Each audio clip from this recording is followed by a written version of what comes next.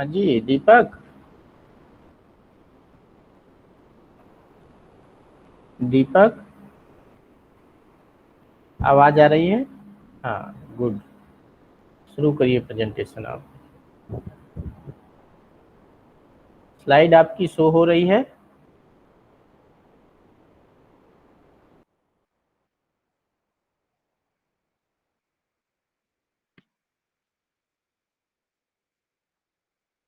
Good morning, sir, and good morning to all my friends. आज हम बात करेंगे दर्शन, स्वरूप व क्षेत्र तथा दर्शन का शिक्षा से संबंध। तो सबसे पहले ये जो पेपर है, फिलोसफिकल पर्सपेक्टिव ऑफ एजुकेशन, ये जो पीपीटी है हमारी, वो डॉक्टर आरपी सैनी सर और शिवचरण पटेल सर के संरक्षण में हम प्रस्तुत कर रहे हैं। मैं दीपक कुमार, छत्रपति साहू जी महाराज विश्वविद्यालय के शिक्षा विभाग के प्रथम वर्ष के छात्र।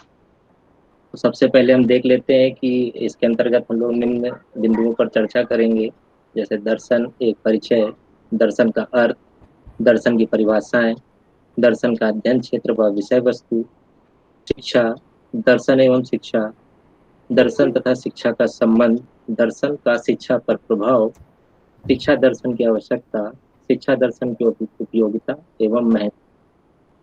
तो शुरू करते हैं। सबसे पहले देखते हैं दर्शन है क्या।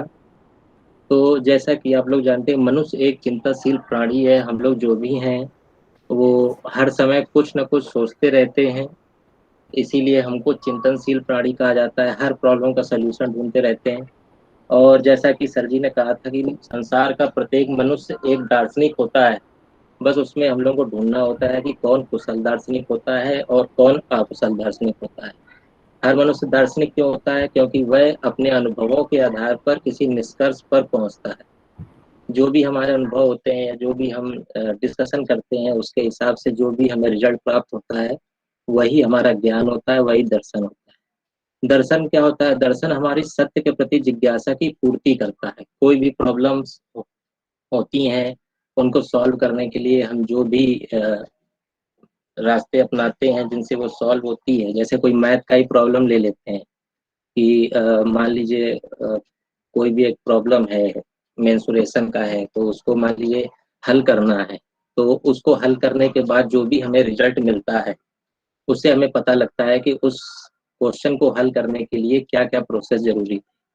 तो वह जानकारी ही दर्शन है। व्यक्ति क्या है, जिस वातावरण में रहता है उसकी यथार्थता को जानने का प्रयास करता है। आज से ही नहीं बल्कि प्राचीन समय से ही मनुष्य यह जानने का प्रयास करता है कि यह जो दुनिया है, इसकी वास्तविक सत्ता किसकी है, यह दुनिया कैसे बनी है, प्रत्येक प्राणी इसमें कैसे निवास कर रहा है, कैसे चल फिर रहा है, इसके बारे में वो प्राचीन समय से आज तक जानने की कोशिश कर रहा है। और मनुष्य अपने अंदर के तथ्यों को जानने की जिज्ञासा रखता है। और जब तक उसको जान नहीं लेता है, तब तक उसके मन में संदेह और अशांति बनी रहती है।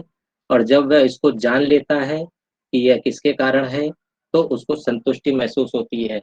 नॉर्मल सी बात करें तो जैसे हम लोग ही हैं, किसी बात को लेकर अगर परेशान रहते हैं, जैसे मान लीजिए अभी हम लोग के ये पीपीटी प्रेजेंटेशन चल रहा है, इसी में अभी प्रैक्टिकल के फाइल्स वगैरह बना रहे हैं हम लोग।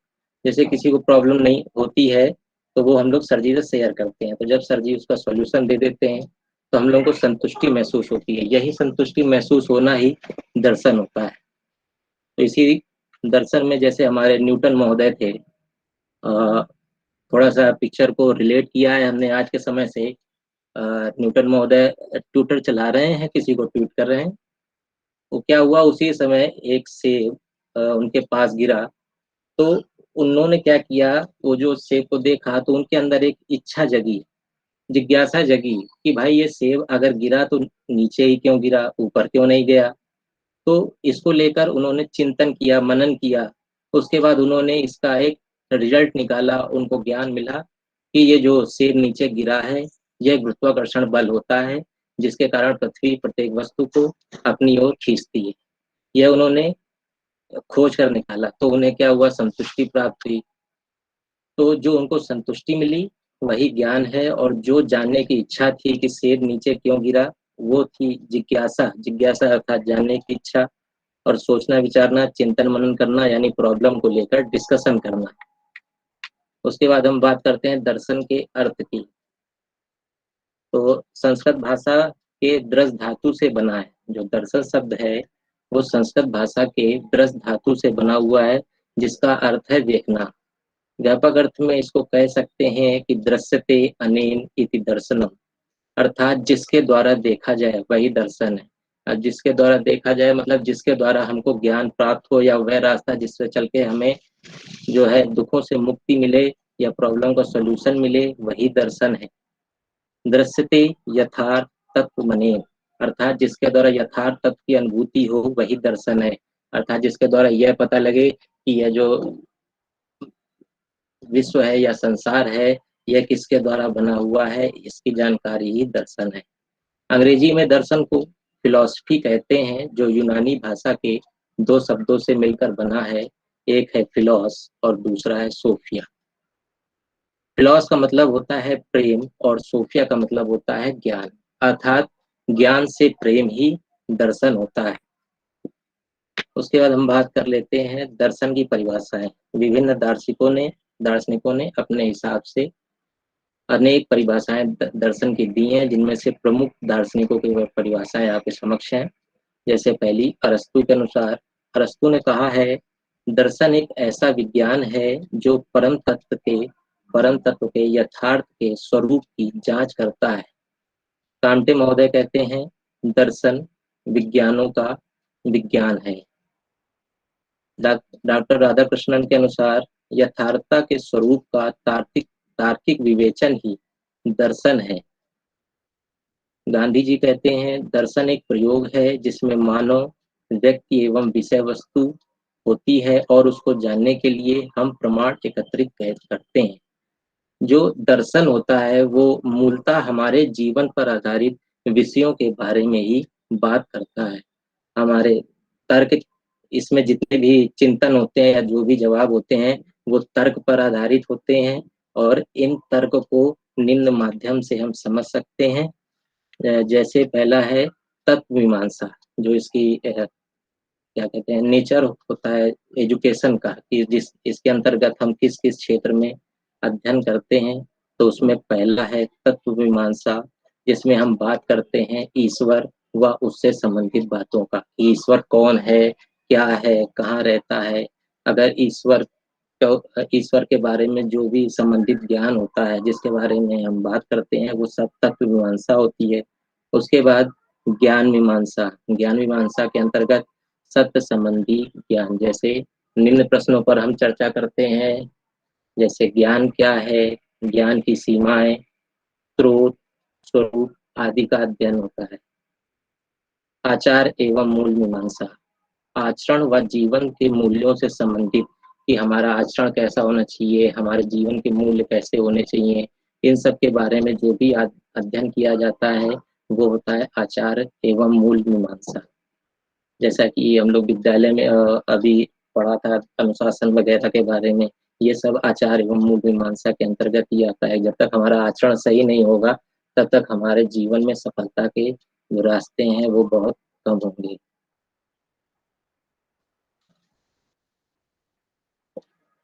जो दर्शन होता है इसको सभी विषयों की जननी कहा जाता है, क्योंकि बिना दर्शन के शिक्षा का कोई भी मूल्य नहीं है। तो दर्शन का शिक्षा से कैसा संबंध है, इसके बारे में जानने के लिए हम सबसे पहले देखते हैं कि शिक्षा क्या है।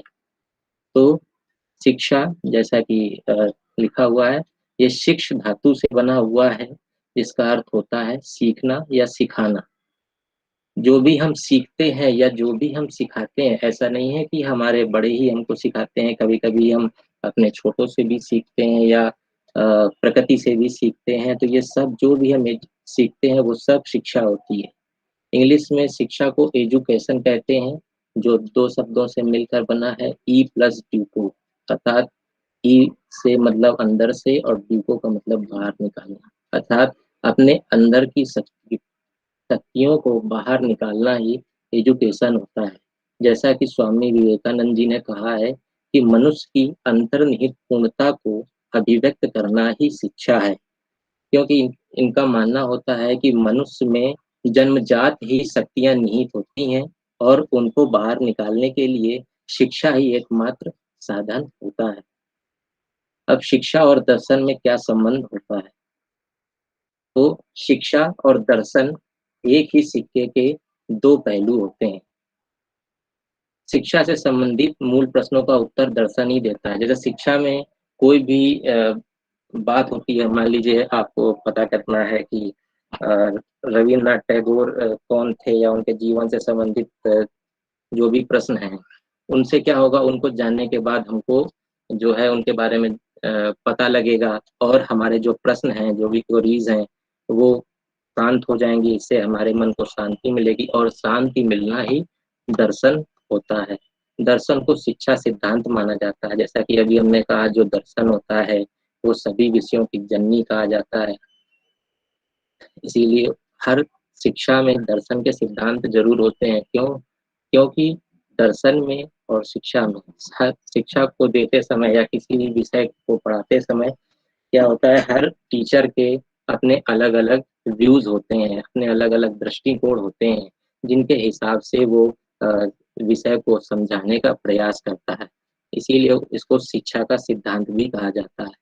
शिक्षा के द्वारा दार्शनिक ज्ञान प्राप्त होता है। दर्शन शास्त्र खुद में भी एक विषय है और शिक्षा के द्वारा ही हम उसको ग्रहण कर सकते हैं और पता कर सकते हैं कि दर्शन क्या है और इसके अंतर्गत हम किस बारे में बात करते हैं या किसकी शिक्षा प्राप्त करते हैं। शिक्षा और दर्शन के संबंध में अनेक फिलोसफर्स ने अपनी परिभाषाएं दी हैं। जैसे कि फिक्ते महोदय कहते हैं, दर्शन के सहायता के बिना शिक्षा का उद्देश्य कभी पूर्ण रूप से स्पष्ट नहीं हो सकता है। जेंटाइल महोदय कहते हैं, दर्शन की सहायता के बिना शिक्षा की प्रक्रिया सही मार्ग पर नहीं बढ़ सकती। जी ई पैट्रिस महोदय कहते हैं, अत्यंत गंभीर अर्थ में यह कहना बिल्कुल उचित है कि जिस प्रकार शिक्षा दर्शन पर आधारित है, उसी प्रकार दर्शन शिक्षा पर आधारित है। शिक्षा और दर्शन का संबंध अगर आपको समझना है तो आप बगल वाली फोटो को देख सकते हैं, जिसमें लिखा है, philosophy can't build bridges but can encourage people to cross them. यानी जो फिलोसफी है, जो दर्शन है, वो ब्रिज नहीं बना सकता है, लेकिन उसको पार करने के लिए लोगों को इनकरेज कर सकता है। यानी आपको एक पुल बनाना है तो पुल बनाने के लिए जो भी तरीका होता है उसको हम एजुकेशन के माध्यम से ग्रहण करते हैं, लेकिन जब पुल बन जाता है तो उसको पार करने के लिए लोगों को प्रोत्साहित करता है। उनके अंदर आंतरिक शक्ति होती है, वो प्रोत्साहित करती है और वही दर्शन है। जो जब हमारे अंदर हिम्मत आ जाती है कि ये पुल टूटेगा नहीं, तब हम उस पुल को पार करते हैं और पार करने के बाद उस तरफ पहुंचते हैं। तो फिलॉसफी हमको इनकरेज करती है और शिक्षा उस पुल का निर्माण करती है। आगे बढ़ते हैं। दर्शन का शिक्षा पर प्रभाव। दर्शन का शिक्षा पर निम्न प्रभाव होता है, जिसके अंतर्गत हम निम्न विषयों की बातें कर सकते हैं, जैसे दर्शन और शिक्षा का उद्देश्य, दर्शन और पाठ्यक्रम, दर्शन व शिक्षक विधियां, दर्शन और अनुशासन, दर्शन और शिक्षक, दर्शन और शिक्षण संस्थान। दर्शन और पाठ्यक्रम के अंतर्गत हम लोग बात करते हैं आदर्शवाद, जिसके जो प्रतिपादक थे वो सुकरात थे, जो कहते थे कि ब्रह्मांड ईश्वर द्वारा निर्मित है और यहाँ पर जो भी क्रियाकलाप होते हैं वो ईश्वर के द्वारा ही निर्धारित किए जाते हैं। दूसरा है प्रकृतिवाद। प्रकृतिवाद के समर्थकों में अरस्तु और कांटे, रूसो आदि का नाम आता है, जो ये कहते हैं कि जो प्रकृति की ही सर्वोत्तम सत्ता है, इस संसार में जो कुछ भी होता है वह प्रकृति के माध्यम से ही होता है। ये अध्यात्म को महत्व नहीं देते हैं। प्रयोजनवाद। प्रयोजनवाद को प्रयोगवाद, फलवाद, व्यवहारवाद व उपयोगितावाद भी कहते हैं। इसके जो प्रवर्तक हैं वो हेराक्लिट्स हैं। ये अमेरिकी जीवन पर आधारित है, यानी उनका मानना होता है जो आज है उसी को जी लो, आगे का किसको पता है। उसके बाद अगली चर्चा हम करते हैं यथार्थवाद पर। ये 4 तरह के पाठ्यक्रम होते हैं। यथार्थवाद जो है पाश्चात्य दर्शन की विचारधारा है। इसमें इंद्रियों के द्वारा प्राप्त ज्ञान ही सत्य माना जाता है। इनके जो प्रवर्तक हैं वो जॉन लॉक और लॉर्ड मोटेन हैं। इंद्रियों के द्वारा प्राप्त ज्ञान को आप उदाहरण के रूप में समझ सकते हैं, जैसे हम कोई भी वस्तु, जैसे मान लीजिए ठंडा पानी है, उसको हमें कैसे पता लगेगा जब तक हम उसको टच नहीं करेंगे। टच करते ही पता लगता है ठंडा पानी है। इसको इंद्रियों के माध्यम से प्राप्त ज्ञान कहते हैं। यही यथार्थवाद है। इसके बाद हम बात करते हैं शिक्षा दर्शन की आवश्यकता, कि शिक्षा में दर्शन की आवश्यकता क्यों होती है। दर्शन शिक्षा को आधार प्रदान करता है। इसके बिना शिक्षण प्रक्रिया पूर्ण नहीं हो सकती है। अभी हमने जैसे कि आपको बताया था कि हर टीचर का अपना एक अलग दृष्टिकोण होता है, अपना पढ़ाने का एक अलग तरीका होता है, जिसके माध्यम से वह शिक्षा को अपने शिष्यों तक पहुंचाता है। इसीलिए दर्शन को शिक्षा का आधार बताते हैं। शिक्षण के अंतर्गत अपनाए जाने वाले सिद्धांत, विधियां, विश्लेषण इत्यादि सभी दर्शन के विषय हैं। जैसे अभी हमने आपको मैथ के क्वेश्चन का एग्जांपल दिया था कि उसके जो भी सिद्धांत होते हैं, जैसे मान लीजिए +b का होल स्क्वायर है, और जो है त्रिभुज के तीनों कोणों का योग 180 होता है। इन सब को प्रूव करने के लिए क्या क्या चरण अपनाए जाते हैं, क्या क्या विधियां होती हैं, इन सभी को बताने के लिए दर्शन होता है। और दर्शन के अंतर्गत हम इनका अध्ययन करते हैं कि इनको सिद्ध करने के लिए हम किन किन विधियों का या किस स्टेप का प्रयोग करते हैं। प्रत्येक शिक्षक का अपना एक दृष्टिकोण होता है, जिसका प्रभाव छात्रों के व्यवहार पर भी पड़ता है। अभी हम लोगों ने बात की कि शिक्षक के अपना एक दृष्टिकोण की, जिससे वो पढ़ाता है, और शिक्षक का जैसा भी दृष्टिकोण होगा उसके व्यवहार पर भी, उस छात्रों के व्यवहार पर पड़ेगा प्रभाव। Sorry sir. अगर शिक्षक का दृष्टिकोण सही नहीं होगा तो छात्रों की जो प्रगति है वो भी सही दिशा में नहीं हो पाएगी। शिक्षा संबंधी समस्याओं को हल करने में शिक्षा दर्शन सहायता करता है। शिक्षा प्रक्रिया को सार्थक बनाने के लिए शिक्षा दर्शन आवश्यक है। जैसा कि आपको दिख रहा होगा, बगल में एक व्यक्ति सीढ़ी पर चढ़ रहा है, तो व्यक्ति सबसे ऊपर डंडे पर जब चढ़ जाएगा तो उसको सफलता मिलेगी। व्यक्ति के पास शिक्षा है कि उसको सफल होना है, लेकिन सफल होने के लिए वो जिस रास्ते का भी प्रयोग करता है उसको दर्शन कहते हैं। इसीलिए यहाँ सीढ़ी को दर्शन और व्यक्ति को शिक्षा के माध्यम से बताया है। दोनों ही जब मिल जाते हैं तो वो अपनी सफलता की ओर अग्रसर हो जाते हैं। यही शिक्षा और दर्शन की आवश्यकता है और यही इनका संबंध भी है। उसके बाद हम देखते हैं शिक्षा दर्शन की उपयोगिता और महत्व, कि जो शिक्षा दर्शन है इसकी क्या उपयोगिता है।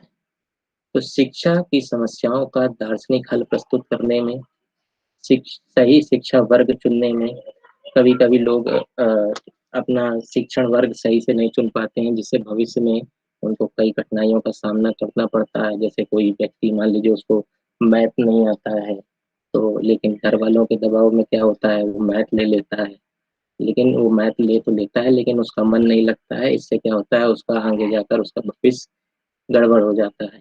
इसलिए ये दर्शन हमें सहायता करता है कि सही शिक्षा वर्ग चुने, जो भी हमें समझ में आता हो हम उसके बारे में पढ़ें। शिक्षा के सैद्धांतिक एवं व्यवहारिक पक्ष को बताने में अभी हम लोगों ने इसके बारे में डिस्कशन किया है कि शिक्षा के जो भी सिद्धांत होते हैं, जो भी व्यवहारिक पक्ष होते हैं, अनुशासन है और शिक्षण विधियां हैं, इनके बारे में हमें दर्शन के माध्यम से पता लगता है। भिन्न भिन्न दर्शन के भिन्न भिन्न उद्देश्यों का ज्ञान प्राप्त करके समाज और राष्ट्र सेवा करने में, लक्ष्य की प्राप्ति में भी दर्शन हमारी बहुत सहायता करता है। शिक्षा प्रक्रिया को चलने तथा विद्यालय का प्रशासन चलने में भी शिक्षा दर्शन सहायक है। शिक्षण प्रक्रिया को चलाने के लिए भी स्कूल में शिक्षण प्रक्रिया जो भी होती है, हर टीचर को कैसे डील करना है, कैसे पढ़ाना है, उसके लिए भी उनका एक अलग दृष्टिकोण होता है। उसी को दर्शन के माध्यम से वो अपना बताते हैं।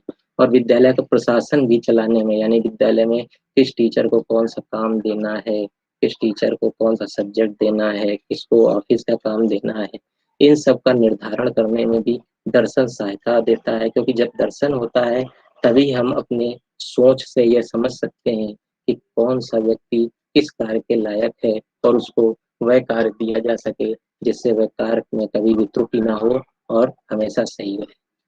शिक्षा के क्षेत्र में शिक्षक और छात्र को अपने कर्तव्य को सुनिश्चित करने में दर्शन के द्वारा हम जो है अपने व्यूज क्लियर रखते हैं, और इसके द्वारा शिक्षक को यह भी पता होता है कि हमें आगे अपने जीवन में क्या करना है, और छात्र को भी अपने जीवन में शिक्षक के प्रति सम्मान और अपने भविष्य को सुनिश्चित करने में मदद मिलती है। ये विभिन्न जानकारियां जो हैं हमने निम्न वेबसाइट से और बुक्स से ली हुई हैं। आप जाकर इनको वहां पर जांच सकते हैं, चेक कर सकते हैं। जैसा कि लिखा हुआ है, शिक्षा सिर्फ स्कूल जाना और डिग्री हासिल करना नहीं, यह अपने ज्ञान को बढ़ाना और जीवन की सच्चाई को आत्मसात करना है। धन्यवाद। यहाँ से हम समाप्त करते हैं। हाँ दीपक, जी सर। आपके प्रेजेंटेशन से रिलेटेड अगर कोई प्रश्न है किसी भी विद्यार्थी का, तो दीपक से पूछ सकते हैं, रख सकते हैं अपना प्रश्न। उसके बाद हम लोग फीडबैक की प्रक्रिया शुरू करेंगे। किसी विद्यार्थी का कोई प्रश्न है जो दीपक के प्रेजेंटेशन से रिलेटेड हो, आज के टॉपिक से रिलेटेड?